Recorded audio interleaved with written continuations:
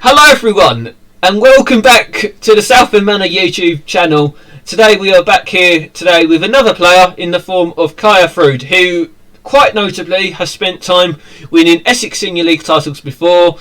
He has also won many youth competitions before whilst at Concord Rangers, and he's been at Southend Manor on 3 different occasions, whilst also having started the season at nearby Basildon United, which ironically is where Luke Jackson also spent time at. If you haven't watched the Luke Jackson interview yet, feel free to check it out after watching this. And that is probably that is the most dreadful plug to a video ever, but screw it, we're going to carry on.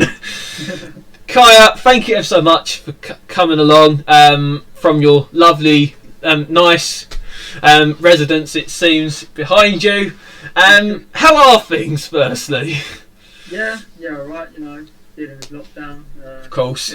Working stuff from home, so as good as it can sort of get, trying to keep busy. Yeah, so I'm just going to quickly let the viewers know, you are a university student in your second year. Has it been challenging? I know we did agree that it has been a little bit, but for the viewers, has it been challenging? Yeah. It's been a bit challenging in the sense that I can't go in and do lab recordings and all the science sort of side of things. But yeah, we're trying to work around it. I suppose it's difficult, but what can we do? We can't change it. So of course. Okay, we're now going to talk about your genesis because every player has roots, where they come from, where they didn't come from. However, whilst we spoke off camera, you have said that you did have trials. You were at places. It wasn't that you you didn't spend a long time like Luke did, so to speak, by any means. So I was going to say, you said that you had trials at Tottenham, Ipswich. Do you really want to go much into that really at all, or? I can speak about it briefly. Yeah. When I was younger, spent a little bit of time, a fair amount of time at Tottenham. With the elite squad, training with the signed lads. Had my chance, but to be honest, at that age I was so shy. I refused to sort of train unless someone was watching, I knew, or my dad was there, so that didn't work out. Obviously, they didn't take too well to that. I had a spell at West Ham.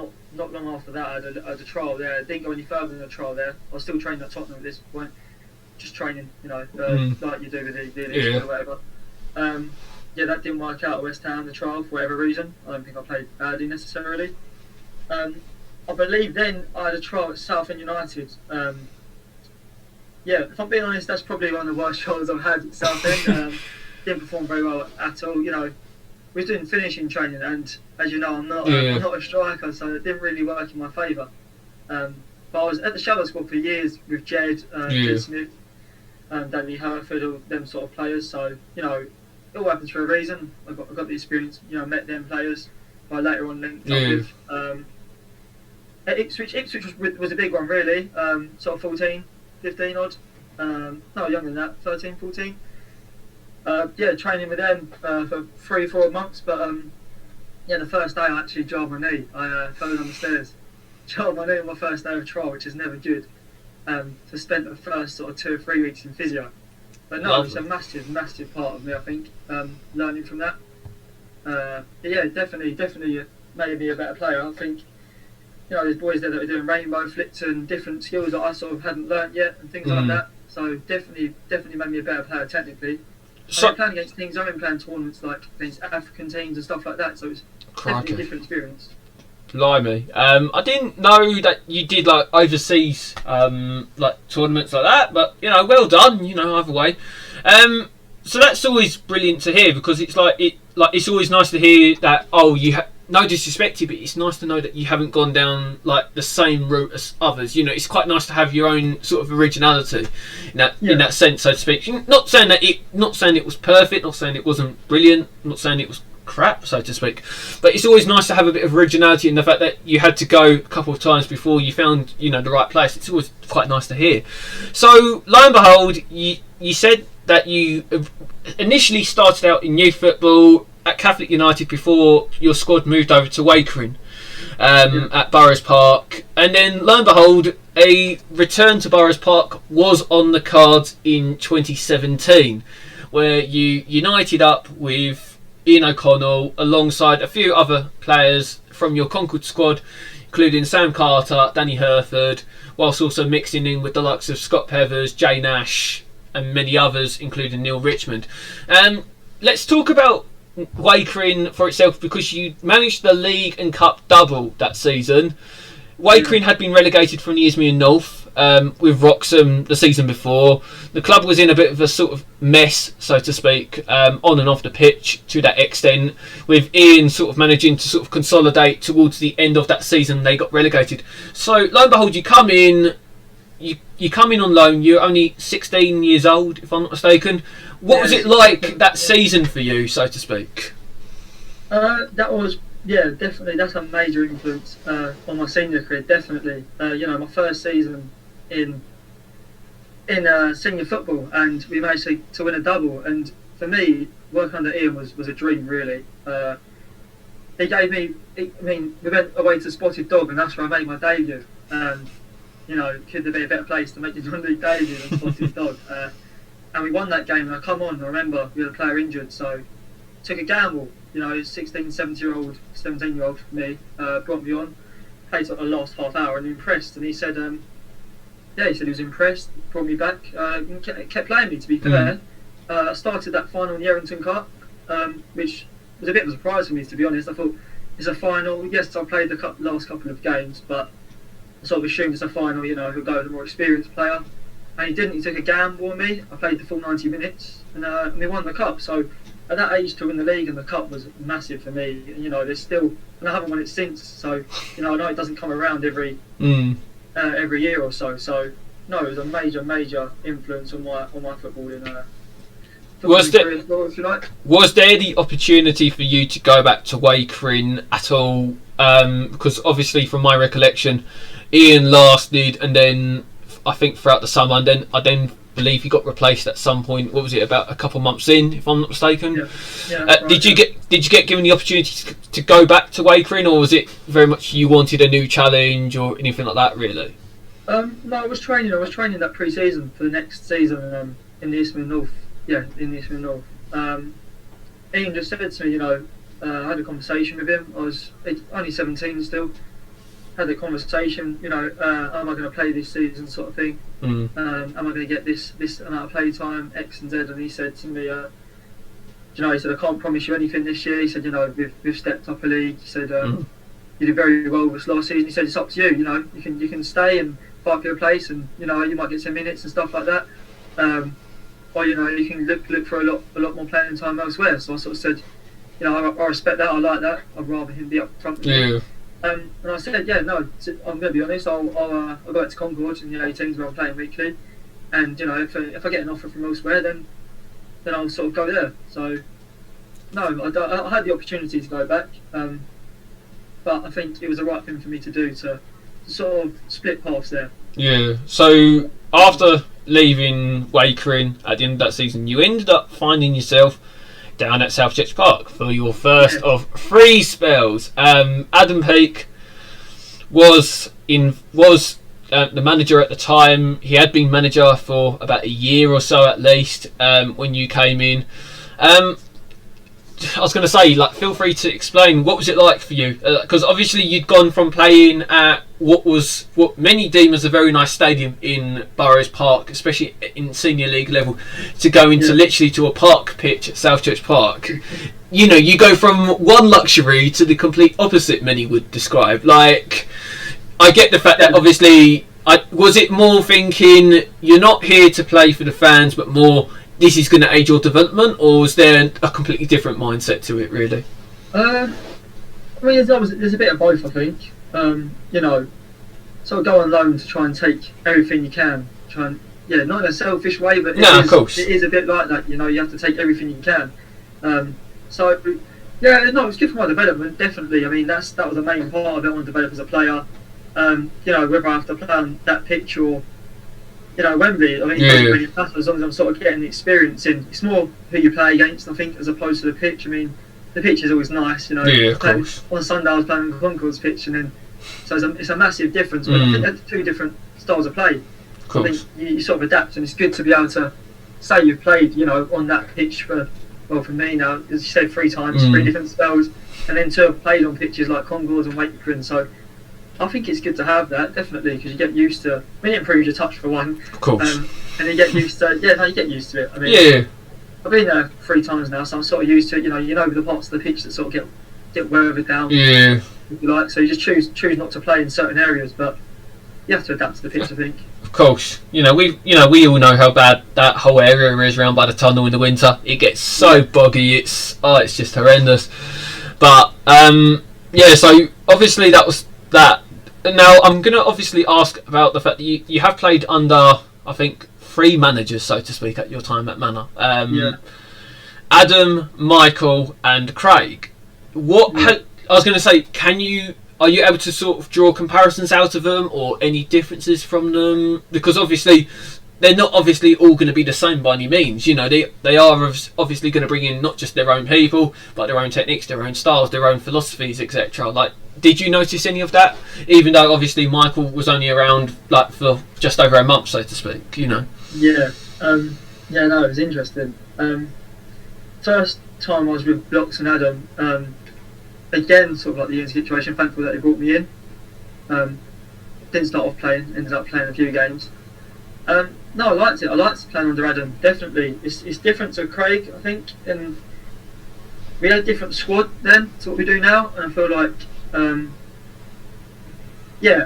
it's a lot more traditional, I think, with Adam. I think we had a few more bigger players, and things like that, so I think we were able to be a bit more physical. Maybe a bit more long ball, a bit more. Would you also agree that to an extent there was a bit more experience, given that you did have the likes of, say, your Nathan Dewberry's, your Charlie Barlow's, your John Joe Slaters, even your Kai Judes, them sort of lads who had been a bit more experienced than, say, no disrespect to Craig and any of the squad we've got now, but where they weren't as experienced, so to speak. A lot of Adam's squad were in that due respect. If you get exactly, no, 100%. That's what I'm trying to get at. I think there was a lot more experience, so we had a lot more, play in this area, we know it works. Play here, we know it works. Whereas I think it's different now. It's a different team. We play different football. We try and keep the ball. We try to play most of the time. And, when it works brilliantly. So, no, I think there's definitely differences. Michael coming in. I think that was my second. Was it my second spell, Michael? Yeah, your second spell. Yeah. Yeah. So Michael come in. Weird one. There was a lot of turnaround that season. Hard as a player because you're in the squad. The new manager comes in, brings a load of new players. Hard. You're competing with not only the teammates that you had already, but also now. Because that whole sort of, what was it? That whole sort of month of September through to, say, October, even into November, it was a weird, say, 2-3 months, even from my recollection. Because at the start of the month, at the start of September, Adam's in charge. By literally the middle of the month, Michael's in charge. Then by Halloween, Michael's not in charge. Michael got the sack on literally Halloween, and then lo and behold, Craig and Gary are then in charge at the start of November. That must have been a really weird 2.5 months. And believe me, I'm not obviously been involved. I didn't know who was coming and going myself, but it was. I bet for you players, it was a bit like you wanted to know that certainty, but yet you weren't getting it almost to an extent. No, it's exactly like that. We didn't really know where to look. For example, like if you had an issue, it was like who do you sort of speak to? So much turnover. I don't think it was. It's the right thing to do in hindsight. Yeah. But at the time, it was a bit like, what's going on? So it was very difficult to sort of grasp. But Michael coming in was very different to, I think, Craig and Adam. I don't think he really got settled in a tactic necessarily. I feel like one game we were sort of trying to play, the next game we were trying to go long ball, trying to play in different areas. Because early on we did actually pick up some good results. Like you got to remember, we picked up, what was it, Cockfosters, I think, away. Yeah. We beat Ilford, because ironically that game against Ilford saw them actually having a managerial change themselves. Literally afterwards, because I noticed that and I thought, that again, Ilford were a transition inside. We were a transition inside. It was I think in fairness, I don't know if you'd agree with this, but I think last season there was a lot of transition inside. It's not just us, but a number of, you take a look at Clapton changed managers however many times last season after us. It wasn't just us, and to an extent that is quite nice to know. To an extent, I think you might be able to agree as a player that it's nice to know that there are other players in your shoes at other clubs that you're transitioning as much as I am or whatever. I know obviously you don't want to be a transitioning club, but it's always nice in that sort of relief knowing you're not the only one transitioning in that sense. But I think that's definitely one of the main things I've learned from non-league, especially from obviously being at quite a few clubs now, quite a few different homes like Whittam, Basildon, Tilbury. I mean, there's a very high turnover. Very high turnover. It can work in your favour sometimes, and sometimes it works against you. Like when Michael came in, we had a lot of turnover, a lot of players who were in our squad all of a sudden weren't in our squad. And then obviously when he went, we had a whole new squad again. So I think that probably, I mean, worked against us and worked with us. I think in the end it's worked in our favour. Obviously in hindsight now, but at the time I don't think it was a good thing that there was a lot of turnover, because I think that definitely didn't help Michael with, with trying to get a squad that was settled and get these tactics across. So we had a few good results at the start of Michael. I don't think the turnover was helping us at all, really. No. I don't think we really got settled. I think that might have been a contributing issue to the end result. It's a shame, I think, at the end of the day, because it's like you do take a look at them and you do think it's like you say, you do feel like as if like to an extent Michael didn't get settled to that extent, and the fact that he was only in the role for a couple of weeks, if not less than that, it was even I'll admit, when I got told the news he's been sacked, I was there going, that's a real shock to the system. I didn't see it coming. I thought like that last game we had with him in charge against Hoddesdon, I thought we didn't do badly, but I still felt we were still transitioning, we still needed a bit of time, but ultimately it was the call by the club to go look whether we should do it whether it was time for Michael to go or not, but it is what it is. Things have changed. I want to touch upon what happened in your second spell, about what happened with the sort of New Year's revival, so to speak, because we had this really good run of form as we entered 2020, and January I think we were left all but beaten we were left unbeaten in all but one game, and that was a 3-0 defeat to West Essex. Yes. Can you explain sort of really what happened? Was it more just you all as players just merging together, starting to pick up some team chemistry, or what that was behind that really good pick up of form as we turned into 2020 at all, or was it just simply just working hard in training? I don't know. I think we've got now. We've got good team cohesion. I think we all sort of wanted to work for each other. And I think when you've got that and it works very well. How often that works is that's the game. But I think when it clicks, it clicks well, and we gelled together really well. And I don't know. We must we all had a break over Christmas, whether we're refreshed or we miss football and want to get back to it, or I think there's loads of different variables, but it definitely worked in our favour. I think having that little time off over Christmas, because we all, as you say, we gelled straight after, and we got a run of results, which we needed. To be honest, we needed the results.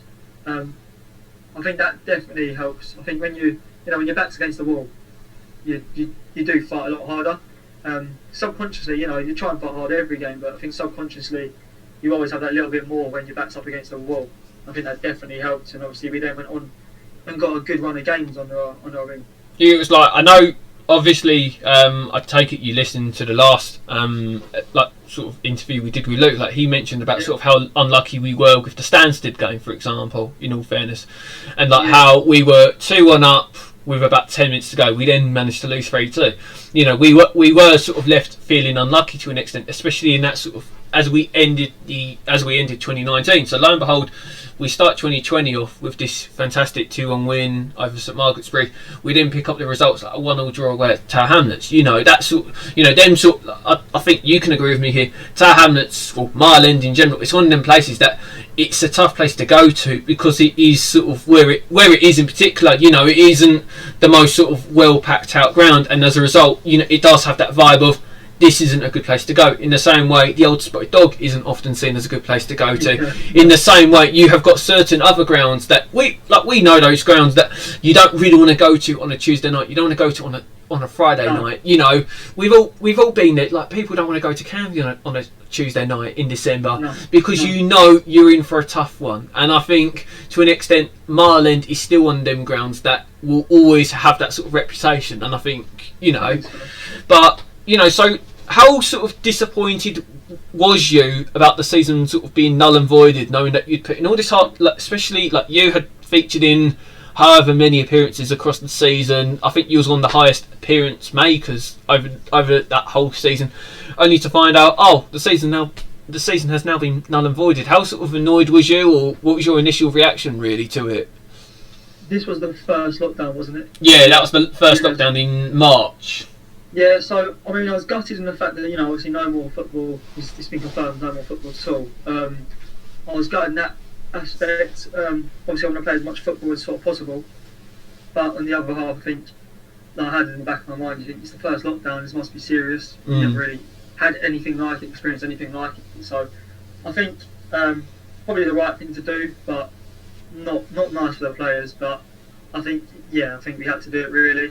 Would you have personally preferred PPG, or would you have preferred it just to have been null? Or was your initial decision thinking null and void in just because it means the season's over and done with, without any confusion and stuff, really? Yeah, I think you're null and void. I think you do PPG. I just don't think it's reliable. As you say, like that season we had 5 games on the bounce. Like, if you do that and then all of a sudden see like it ends over the last sort of month or so, you've massively increased the points per game. Whereas a team like, for example, with Hashtag when they're losing streak for like the last 3 games, then we did points per game. Their points per game would be reduced massively. So I don't think it's fair to do it that way. I think you have to null and void it as sad as it sort of is. I think that's sort of probably the fairest way to do it.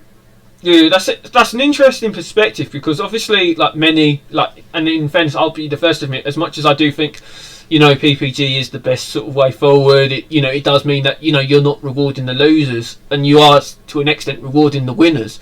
I do see the point that like you say, we didn't know what we were going into in the first lockdown in March. It was such a sort of weird situation to be in, and I think I was going to say, I take it your university studies were just like cancelled like that. Really, I take it. Yeah, just drew a line on it straight away. Yeah, again, same happened with me. So literally, it was like the fact that everything shut down so quickly, the fact that even McDonald's shut down so quickly. We didn't know what we were walking into, I think. And the fact that the Premier League didn't restart till about June, July time, I think, again, tells you the severity of the situation, really. It speaks volumes, definitely. But, I'm going to talk about Concord now, because I was involved in Concord in your first sort of season there, if you want to, in your first season in the 18s there. Because I remember how good of a squad that was. And to those who are listening, watching, I cannot sort of tell this enough to the viewers how good that squad was, because it was, in my opinion, one of the best squads I have seen. That I think you will agree with here. It had a lot of chemistry. It had a lot of, it just had everything going for it. And when you manage your second League and Cup double I think it was League and Cup double, wasn't it? I think. Yeah. Because you won the Eastern Junior Alliance division, and you also won the Essex Pelly's Cup, whoever it was, the under-18s Cup. Island Derby against Canvey, from what I remember, because I saw. Did you? Alright, I do apologise here, but did you play in that Island Derby that finished 2-2? Did you or not? It finished 2-2 at Park Lane, the league game. No, I didn't play in that. I thought you did for some reason, because I know. Is that a cup final? No, that was the league game. No, I played in that. Yeah, sorry. Oh yeah, because I remember going down to watch that because that was very well attended. But again, but then in all fairness, I went down a number of times across that whole season. The FA Youth Cup campaign, the Eastern Junior Alliance campaign. I even remember the game against Brentwood, 18s. You know, them sort of games. You know, it was. In all fairness, that squad, like yourself included, you fought for each other, you played for each other. There wasn't any egos involved in that squad. It was very much you was all pulling together because you all wanted the same success. And even though, like for example, that season you was at Wakering, if I'm not mistaken, you know yourself, you was at Wakering, Danny Herford, Sam Carter. You know, Jed Smith was breaking into the Concord first team. You were all, even though a lot of you was now starting to play like Saturday football, you were still tuning out, coming in really strong on your Sunday football, so to speak. So quite literally, the question I'm asking is sort of what are your best experiences from that time at Concord, especially in that first season where you won what was, you know, the county's sort of best competition for under 18, so to speak. Yeah, that squad is probably, I mean, the best youth squad I think I would have played in. That I don't think it gets much better than that, to be honest. Yeah, if you look at where the players are now and sort of things like that, I don't think it gets a lot better. Like we had such a good squad, and it's credit to Mark and Mickey really as well. Did so much like for us, just really good managers behind the scene really. You know, we expected nothing but a win. I think that mentality is sort of then was put onto us. You know, we expected to win every game, and if we were 0-0 at half time, we'd all be annoyed. Rightly so. Yeah, it's just an amazing experience. You know, we won to beat Canberra in the final as well. Well attended. I don't think it could have been any better that year, really. Yeah, written in the stars almost. I think it was. We had a penalty, didn't we? I think Harry Doyle scored the penalty. I think so. Yeah. So, no, that was really good for me. Yeah, just an amazing bunch of players. I'm still in contact with a lot of them now, and I went on to play with Danny at a few different clubs as well. Danny Herford. Yeah. Obviously, Jed's in America now, but that squad was amazing that first year. And to win 2 trophies in my first year there after moving was so all in all 4 trophies. All in all 4 trophies in your first sort of season of playing senior football. Yeah. You know, you can't go better than that, really, can you? Not at all, yeah, especially with the Saturdays working out so well, Wakering, obviously, as you just said, winning the 2 with them, and then winning the 2 trophies with Concord, and to go unbeaten, I think it was in the league. Yeah, to go unbeaten in the league was ridiculous as well. It was an unreal season from what I even remember. Like I remember the FA Youth Cup second qualifying round game where you lot got knocked out really sort of incredibly harsh. I think in extra time or something. It was really quiet, and I remember it, and I was there thinking you lot didn't deserve to lose that. But then ultimately, you know, you picked yourselves up. You went again in the league. You just went, okay, let's smash it. Because if I'm not mistaken, I think the club had won it the previous season as well. Like when they were under 17s or something. So it was a bit like, okay, we're the county cup winners for the 17s. We're now going to try and win it as 18s. And did you win it, the 18s county cup in your second season or not? Yeah, we did. Yeah. Oh, crikey. That was quite special for me as well because obviously that year I was captaincy as well. So only my second year at the club really. Yeah, and I think the second season I got players supporters player. That makes more sense as well. So that obviously meant a lot to me. Yeah, no, it was amazing to captain the team, and you know we didn't start off well. For whatever reason, I don't know why. New squad, we had a lot less experience than we did when I first joined. So I was one of 3 boys who were under 17s in the under 18 squad with Jed Smith and Harry Doyle and Tony Barlow, etc. So we had in that league we were probably one of the most experienced teams. You had only myself, Teddy Rumsby, and Taylor Turner with the 3 in that squad. Whereas the second year round, it was like me, Taylor, and Ted. All of a sudden, we were the experienced ones, but there was 3 of us as opposed to, 3 of the older boys as opposed to being 3 of the younger ones. But in the end, it worked out well. Chris Sullivan ended up coming in. Where'd you go? Where'd you come in the league then? Did you win that again, or did you come close? I think we won the league then, yeah. We come second. We won the league again that year. But I remember. The only reason I don't remember that as vividly is because we won the county cup again, and that was the focus. Of course. For us, really, winning the county cup for is that a 3rd season in a row then? Must have been something like that. So yeah, it was ridiculous. Winning it at Billericay as well, a nice place to play the final. I remember that. Yeah, captain lifting that. Well, always good occasions, no doubt. Like especially for you, look to win any sort of cup final, you know, and the fact that you managed to win the same cup twice, I think, sort of says it all. Yeah. I thought the second, because if I'm not mistaken, the Aveley Cup final got moved, didn't it?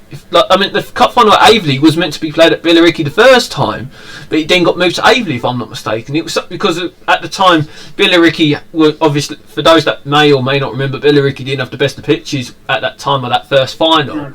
Lo and behold, now they have actually got a good AstroTurf surface, but you know, I remember it getting switched to Aveley because I think that season a lot of games were being switched to Aveley, like because to an extent, if I'm not mistaken, that Errington Cup final that you won the cup with Wakering, I thought that was nearly going to be switched to Aveley, but that was played at Waltham Abbey, if I'm not mistaken. Yeah, it was. That's a nice picture over there, though. Like a good little ground as well, in fairness. But yeah, it's a really nice ground. The pitch was really, that's always nice to hear.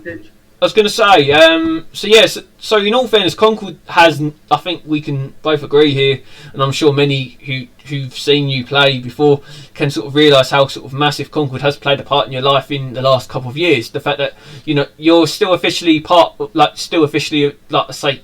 them, affiliated with them, as a player of them, aren't you, to that degree, or if you want to call it that? As of this moment, I'm not really sure, to be honest. That's fine. But I have been the last sort of 3 or 4 years. Yeah. I haven't spoken to them in a while, but the last sort of 3 or 4 years definitely been a major part of my football development. You know, with Sammy Moore and Jack Midson as well, they sort of pushed me into their first team. You know, whether it was because, you know, I was going to play for nothing or whether I was willing to travel, whatever reason it was, I got a chance, and they pushed me up in training to train with them. Did you play in the Essex Thameside Trophy games at all last season for Concord? No, I was on loan. I was at. I thought you was given the opportunity to do that with it, because I know George Marsh got given the opportunity. No, I didn't. No. I didn't. I made my debut in the FA Cup against Beaconsfield. We won 1-0. Remember that? I played in that game. I believe I got recalled from Southend Manor that season around Christmas time. For January, because I remember playing Boxing Day. I'm not playing Boxing Day, but I travelled with the squad Boxing Day to play against East Thurrock. Yeah, I remember. And I was literally about to come on, and then I think they scored or something happened on the pitch. It didn't end up happening, but no, I've got a lot of respect for Sammy Moore, Jack Midson, and Darren Beale, amazing coaches. Not really a bad word to say. I've got a lot of time for them all. Jack Midson, Darren Beale, two of the loveliest guys I spoke with when I was down there. Can't fault them enough. Sammy, you know, again, good.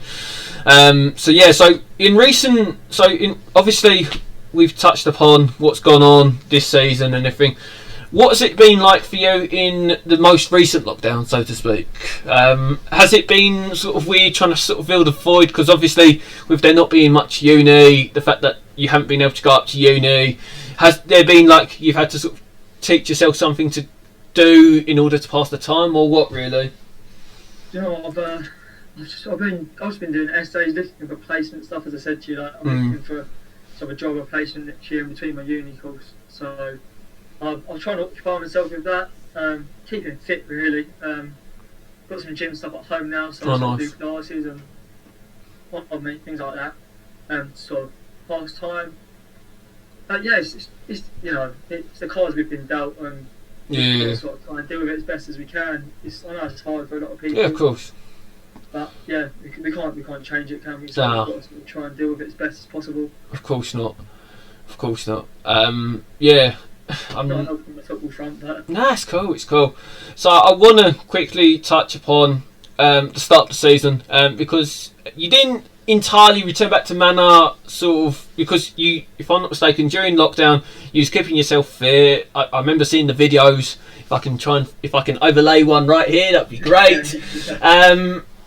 So you was doing all this training, keeping yourself fit, in the idea of potentially you could have been going back to Scopesy with Concord, or you didn't know what was going on. Yeah. Lo and behold, you end up signing with Isthmian North Basildon United, which was a move I remember we actually said we wished you all the best with, or something like that. We did something of that sort because we saw that you'd signed for them. We were like, look, we can't fault progression. We like to see players progress here at Manor, and I think in fairness it was quite nice because like I said to many people that you was one of the most consistent performers last season. Despite the fact that you had played under 3 managers last season, you still was consistent. You still put in a good shift, regardless, so to speak. So seeing you being given that opportunity by Alex Salmon at Basildon, it felt quite nice to go. Okay, you know what? It's not like as if you was dropping down a level or two. You was actually going up a level, and that's what we like to see at the end of the day. Yeah. So. Can you explain really what went on? What was it like there? Because obviously there was the FA Cup fiasco regarding the registration stuff, which people know infamously now. But aside from that, though, was it a good time for you? Was it not a good time? No. I mean, I loved all the lads over there. I liked the setup they had. The pre-season was good. All the coaching was brilliant. I thoroughly enjoyed my time over there. The training was brilliant. For whatever reasons, very competitive squad, a lot of players. It didn't work out in my favour. But no, I haven't really got many bad things to say about it. Training was good. George was over there as well, which helped on my part, having sort of a mutual. I knew someone over there, my mate, who showed me the ropes almost whilst I was over there. I was a bit surprised how it worked out, but everything happens for a reason. Of course. I've got no feelings about it at all. He's now back playing himself. So whether he thinks that worked out better for him or not, then good on him. But different manager again, really. And I've sort of similar to Craig in the aspect that he's quite a calm manager. But no, a nice bloke, and I haven't really got many bad words to say about it. But the pre-season was good. Games are going well. It was still COVID, so we managed to adapt one. We could still play some games as long as we, PPE. I was going to say, didn't you have to do a few close behind doors games, if I'm not mistaken? Yeah, we did. Yeah, we played a couple. What was that like for you? Was it a bit of a weird sort of feeling, or? Yeah, weird. It was very different. It's very different without people being there, regardless of how many it is. 100, 20, 30. It does make the difference. It does make the difference. Because I imagine it was a bit weird for you, because it was like, I remember, you might not. Again, I'm going to overlay this photo, but there is a photo that I took of your dad doing the linesman duties at Manor last season. Was took over the second half, and in fairness, he did a fantastic job. But it's just, I bet that must have known that. In all fairness, your dad is one of your best, biggest supporters, and to be honest, he's a lovely, lovely guy. I've got a lot of time for him myself. But the thing is was it a bit weird thinking that he should be there, with your mum, supporting you, and yet lo and behold, he's not allowed to come and even see you play because the game was being behind closed doors or whatever. Was that a bit of a weird one? Yeah, it's strange. It is a bit strange. My dad or anyone, to be honest. It's nice to have him there, but you can hear him on the sidelines all that. But no, that aside, it's just weird. It's weirder without fans in general at all. But again, you perform. You can see in the Premier League. Yeah. You don't need fans to play good football. I mean, Man United have proven that. It works in some teams' favours. It works against some teams. I think it makes it interesting, definitely, with regards to what teams are formed, because it'd be interesting with the likes of Hashtag and people like that who do get big crowds, if they can still perform to the same level without crowds being there. So it'd definitely be interesting if we were to carry on playing and see how results win. Did it innate? In all fairness, did playing behind closed doors enable you to focus more, or did it just feel as if your sort of mind became a bit more open because you wasn't hearing the noise, you wasn't hearing all that congregated noise, chanting and everything like that? Or was it just, okay, I can now a little bit sort of focus more here on actually delivering a good performance to that extent? Or was it, I don't know what was running through your head, so to speak, as a result of these games being behind closed doors? But for me personally, I like a professional environment. So, for example, being in the first team at Concord, where there were big crowds, I quite enjoy that. I enjoy the professional environment. I enjoy that. I think that helps me focus. Yeah. With being behind closed doors, I have no issues with that at all. I think it's easier for you and your teammates to talk. Yeah. It's easier for sort of you to get your opinions off without hearing other people's opinions as well. That sort of helps definitely. I think it gives you an advantage in the sense that your manager can talk to you a lot more on the pitch. That's definitely a benefit of it. But no, what's running through my mind, I don't think my mind changes too much. I'm very much focused on what I'm doing, to be fair. And yeah, I think that's why I try and be as consistent as possible. Just because if I do my job, I can't. There's of course. So I don't think it changes necessarily your focus, but there's definitely advantages and disadvantages to there being crowds and there not being crowds on both sides. I mean, I prefer having crowds, but I still perform I'd like to think I'd still perform without a crowd. Yeah. With only one man and his dog there or something. Then. Yeah, exactly. Yeah, exactly.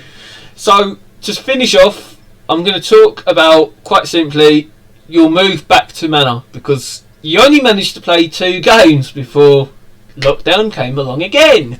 It's becoming a running theme. Honestly, your full spell is going to be like this, ain't it?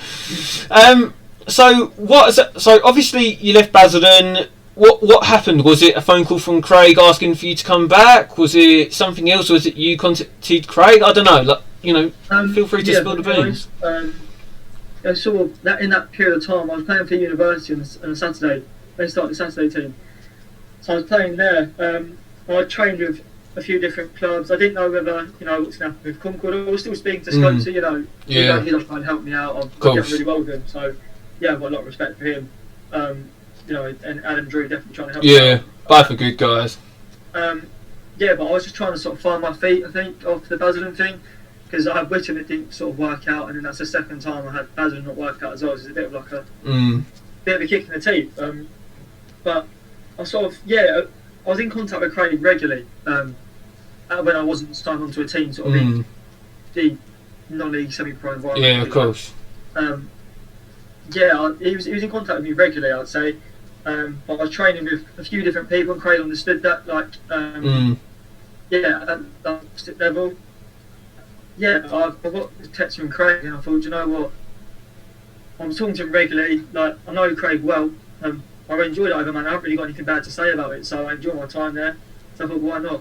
Just hurt myself by not going over there. So I thought, yeah, definitely, I'll come back and give it a go. And here I am doing it again. So. Oh, nice one. So, lo and behold, you scored on your first game back. What was that like? It's a rare sight. Yeah, it's a rare sight. But that's definitely a part that I think I could improve. But no, scoring a goal is as nice as anything. I mean, not that happens much to me. What do you actually prefer more, to be quite honest? Clean sheets or scoring goals? Because obviously both are equally nice to an extent, but is there one you prefer more, or are you a bit sort of... For me, it's going to be so cliche, but a clean sheet is better for me. I think that's my job. That means I've done my job well. I've done my job well. If the strikers don't score, but we keep a clean sheet, we've effectively stopped us dropping points. So I feel like, if you keep a clean sheet every game, you're going to stay up. You're going to stay up. At least you're probably going to finish mid-table-ish, to be honest, if you're not losing any games. So I feel like a clean sheet is a big part of the game. You keep a clean sheet, then it's down to the rest to score goals. And we've got goals in us. We've got goals in us. In the likes of Luke and other players. So Ben Allen, etc. We've got a good enough defence as well. I think to keep more clean sheets is definitely something I think we can work on. Definitely. Obviously we try every game, but it's something that we can improve on. If we start keeping more clean sheets, results will start coming, and then we can build on that. But the squad we've got is definitely one of the closest and one of the better squads I think I've seen since I've been at Manor. Definitely been building a lot. We've got a very good squad now, and as you said, the likes of Joe Elliott, Ben Allen, and people like that coming in and gaining it. They're now experienced, if you like. They've had years of experience, so definitely very good players, and I think we're only going to get better with younger players. I mean, I say that I'm only 19, but I've played here quite a few times. You're a lot more experienced than what, say, some of them are, but not that's an issue. The older boys have got a bit more experience, and it's weird. Like, you know, as I said to you earlier, that you are one of the most capped players in our squad at the moment. I think there's only a handful of that squad at the moment of 20 or however many we've got that are probably more experienced than you. But that's, you know, that's still not bad. You know, for 3 seasons worth of, you know, that's still not bad by any means. So I'm going to ask you one final question, and that is, ideally, what is your sort of dream goal to achieve in football? At what level would you love to reach? Obviously, like Luke said, everyone dreams of reaching the Premier League. But I mean, where could you see yourself, say, in, let's say, 5-10 years time? Really, is it Isthmian League, National South? I don't know. Like, feel free to. I think for me personally, I'd love to get a proper shot at the National League South or National League. I feel like, you know, myself, I keep myself fit, I work hard. I feel like I can definitely play at that level if given a platform. I feel like it's all about platforms and who you know to an extent as well as your ability. But you know, as Luke says, everyone's dream is to sign a contract or to be the pro. But Premier League's obviously, I think that's a bit that's a very it's a good to have aspirations. Yeah, of course. That's going to be very difficult. So yeah, you know, National League, League 2 is a dream. I think League 1 the dream. Yeah. But you know, I definitely think National League South or something like that. That's a target, you know.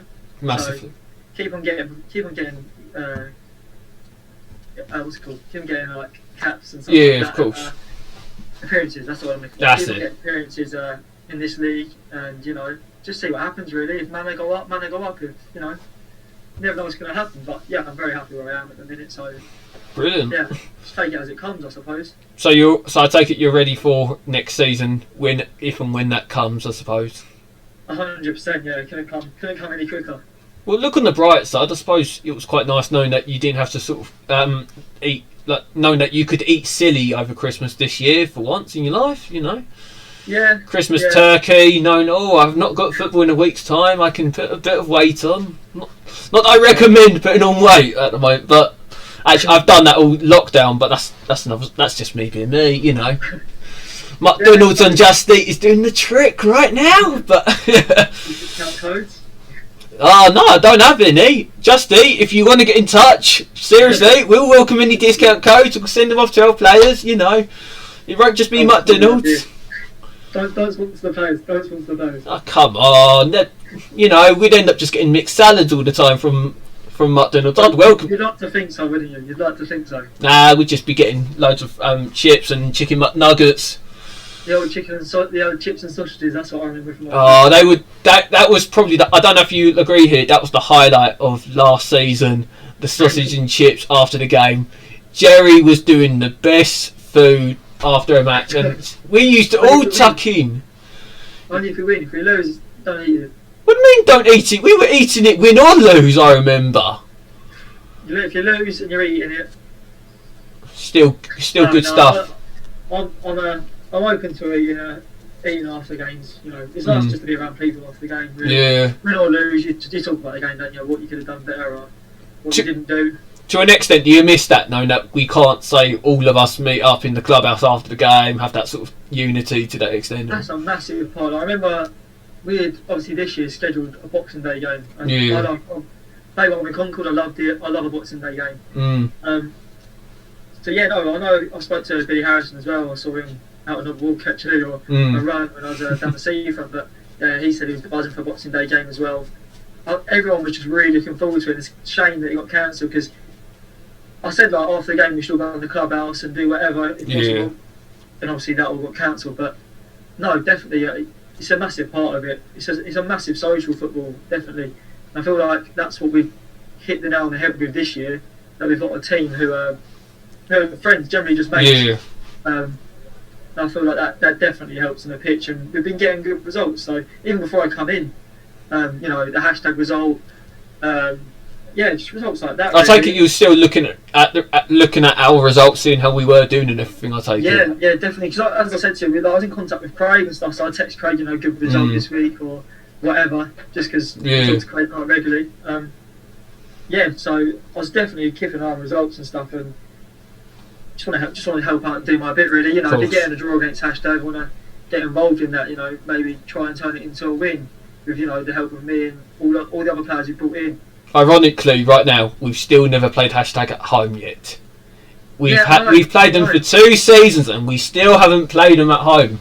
We've played them away. We've still got 100% unbeaten record against them away, but we still haven't played them at home.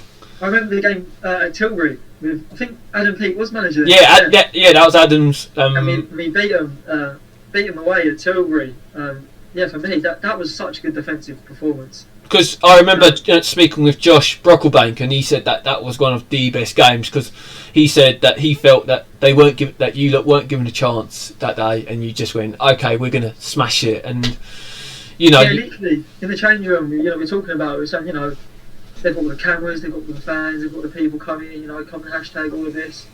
It's gonna go on the internet, you don't want to be embarrassed. You don't want to be embarrassed when you're playing against a team like that, especially with all the celebrations and everything else, and it's going on the internet and a lot of people are going to see it, so you want to sort of represent yourself as best as possible, and we all had that in our minds. Adam sort of said, along them lines, you don't want to let a team like this beat you. It's a big occasion, you want to get the win, and we'll walk out smiling. So that's sort of what we did. We went on, we defended really, really well.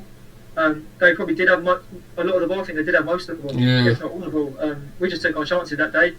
I think that's what it boils down to. I think that's a lot of the games this season, we take our chances, and as I said to you earlier, you keep a clean sheet, that's a result. Exactly. So, it's as simple as that. It sounds simple, but it's not easy. I think as well that must have been such a pick-me-up, considering that, what was it, the game before you'd lost 1-0 at home to Sporting Bengal, I think it was. So that must have been such a pick-me-up, knowing that you'd lost 1-0 at home. You went into that FA Cup game, I think it was against Long Melford, I think it was, that following Saturday. Yeah. You then had a Tuesday night trek to Long Melford. How the hell you did that, and then only to lose on penalties as well makes it even worse. That wasn't a good penalty shootout from my recollection. Have you genuinely ever had a good sort of FA Cup run where you've made it beyond the first round in your career so far, or not? What, first round proper? No, as in the first round you've entered in. Yeah, so with Concord, that FA Cup, when I made my debut. Oh yeah. We had the last qualifying round before the. Oh yeah, fourth qualifying, wasn't it? I think we played Dover at home, and they had a free kick in the last minute, and they scored a free kick in the last minute, which was absolutely gutting. But that's the best experience I've had in the FA Cup. But regardless of what round it is, the FA Cup is the FA Cup. So you watch it as a kid, and then even though you're not playing for Man United or Tottenham or however, you're to play in it and know you've got the chance of playing against someone like that's enough alone. I can safely say, having covered Canvey against Boreham Wood in the FA Cup second round this season, amazing. That was an unreal experience. Even though there were no fans, or officially there weren't meant to be any fans, it's an unreal experience. And knowing that you had the likes of like Simo and a few of them sort of lads that you had played with. I think Cameron. Did you play with Cameron Harris? I think.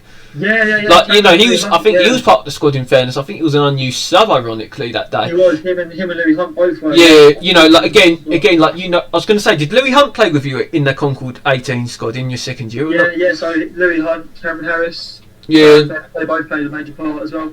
Because again, Cameron's now, he was playing for Canvey. I think he even played for Benfleet a little bit earlier on this season, from what I remember. But again, some really good, talented lads. They got given the opportunity to feature on the bench for Canvey. You can't take away those. Henry Sims as well. Yeah, Simo was on the bench as an unused sub for the Cray game, if I'm not mistaken. Again, unreal for him. Jed's done wonders at America. You're doing equally as good, like a lot of them are. And I think, to be quite honest with you, what Concord have produced over the last few years, involving the likes of yourself, Jed, Henry, Danny, George, etc., it's something that hopefully they'll be able to say, look, that was one of ours that we produced, and hopefully, who never knows? Let's see what might happen, really. But it's great to see that you're not just the only one that's come out of that sort of producing sort of stock. There are a load more other players, so to speak. There's loads, yeah. And the fact that I think as well, and I think I'll speak here for a lot of people. The fact that a lot of you are still in touch with each other, I think sort of proves that testament of not just how much you fought for each other, but just how much you lot, I wouldn't say cared for each other, but how much you were happy to work with each other, how much you all got on, so to speak, in that sort of long run. When you're together with each other for a year, 2 years, of course you're going to build up some teamwork, of course you're going to build up some chemistry. That happens in any club, and I think you've noticed that with the existing players at Manor, and you've noticed that with the fact that you have been lucky to work with a load of your former Concord teammates in recent years at various clubs on loan. So Kiah, it's been very, very lovely to have you here today.